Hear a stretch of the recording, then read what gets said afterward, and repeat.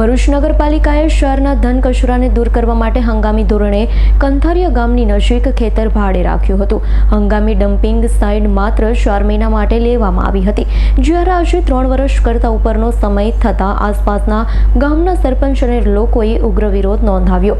જો કે આ સમસ્યાનું કાયમી નિરાકરણ નહીં લાવવામાં આવે તો ગાંધી ચિંધ્યા માર્ગે ઉગ્ર આંદોલનની ચીમકી પણ ગ્રામજનોએ ઉચ્ચારી છે.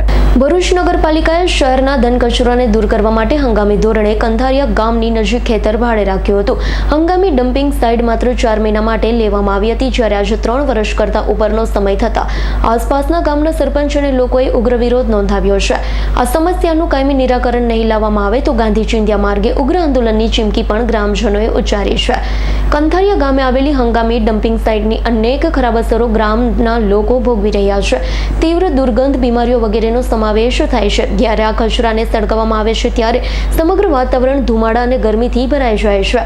આવું વાતાવરણ નાગરિકો માટે નરકાગાર સ્થિતિ સર્જે છે. નગરપાલિકા દ્વારા ગ્રામજનોને સમયાંતરે ડમ્પિંગ સાઇટ બંધ કરી દેવા માટે કહેવામાં આવ્યું હતું, પરંતુ તારીખો પર તારીખ અને મહિનાઓ વિભાતા નગરપાલિકા દ્વારા ડમ્પિંગ સાઇટ ન બંધ કરાતા ફરી એક વખત શરૂ કરવામાં આવી, જેને લઈ સ્થાનિક આગેવાનો, સરપંચો સહિતના લોકોએ ડમ્પિંગ સાઇટ પર જતા વાહનોને અટકાવી વિરોધ નોંધાવ્યો છે.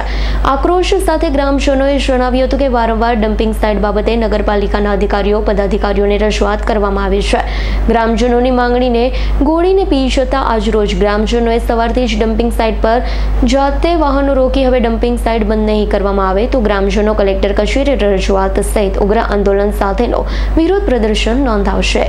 રિયાઝ પટેલનો રિપોર્ટ, S9 ન્યૂઝ, ભરૂચ.